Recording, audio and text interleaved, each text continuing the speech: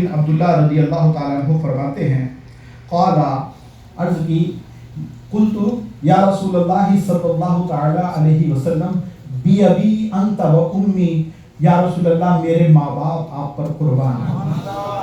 حضرت جابر بن عبداللہ کا انداز دیکھیے، فرماتے ہیں عرض کرتے ہیں بی ابی انت و امی، میرے ماں باپ آپ پر قربان، اخبرنی ان اول شیء خلقہ اللہ تعالی قبل الاشیاء۔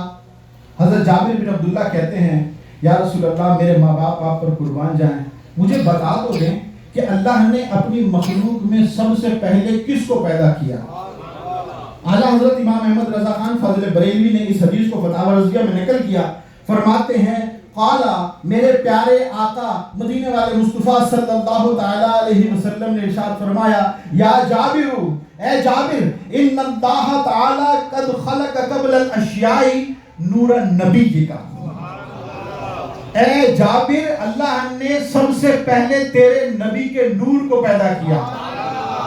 کہاں سے پیدا کیا؟ فرمایا من نور ہی، اپنے نور سے، اپنے نور سے اے جابر تیرے نبی کے نور کو پیدا کر دیا۔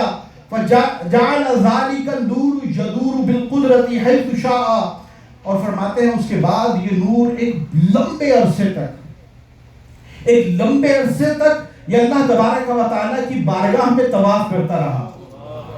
یہ نور جو اللہ نے بنایا تھا اپنے نور سے، یہ ایک لمبے عرصے تک طواف کرتا رہا۔ وَلَمْ يَكُنْ فِي ذَلِكَ الْوَقْتِ لَوْحٌ وَقَلَمٌ، اس وقت تو لوح و قلم بھی نہیں تھے، زمین عرش فرش کچھ بھی نہیں تھا۔ فرمایا اس وقت زمین نہیں تھی، وَلَا جَنَّةٌ وَلَا نَارٌ، اس وقت نہ جنت تھی نہ جہنم تھی، وَلَا مَلَكٌ وَلَا سَمَاءٌ، اس وقت نہ کوئی فرشتہ تھا اور نہ ہی آسمان تھا، ولا ارض ولا شمس، اس وقت نہ زمین تھی اور نہ آسمان تھا، نہ سورج تھا، لا شمس ولا قمر، نہ سورج تھا نہ چاند تھا، ولا جنی جن ولا انسی جن، اور جن اور انسان کا تو سوال ہی پیدا نہیں ہوتا۔ فلما اراد اللہ تعالی ان یخلق الخلق قسم ذلك النور اربعۃ اجزاء، پھر اللہ تبارک و تعالی نے ایک لمبے عرصے کے بعد، بہت سارا ٹائم گزارنے کے بعد اللہ تبارک و تعالی نے دیگر مخلوق کو پیدا کرنا چاہا تو اللہ نے اس نور کو ڈیوائیڈ کیا 4 پارٹس میں، 4 حصوں میں اس کو تقسیم کر دیا۔ فخلق من جزء الاول القلم، اللہ نے پہلے جز سے قلم کو پیدا کیا جس سے ہماری تقریریں لکھی گئی ہیں۔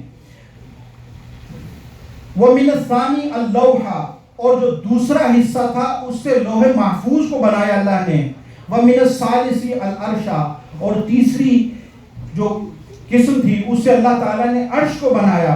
پھر فرمایا ثُمَّ قَسَّمَ الْجُزْءَ الرَّابِعَ أَرْبَعَةَ أَجْزَاء، پھر جو چوتھا پارٹ تھا اس کو پھر 4 حصوں میں ڈیوائیڈ کر دیا۔ پہلے ایک پارٹ سے 4 بنائے، پھر ان 4 کو پھر مزید 4 میں بنایا۔ پھر فرمایا فَخَلَقَ مِنَ الْأَوَّلِ حَمَلَةَ الْعَرْشِ، پھر پہلے سے اللہ تبارک و تعالی نے عرش کو اٹھانے والے فرشتے بنائے۔ وَمِنَ الثَّانِي الْكُرْسِي، اور دوسرے سے اللہ نے کرسی کو بنایا۔ وَمِنَ الثَّالِثِ بَقِيَ الْمَلَائِكَةُ، اور تیسرے پارٹ سے اللہ نے سارے فرشتوں کو بنایا۔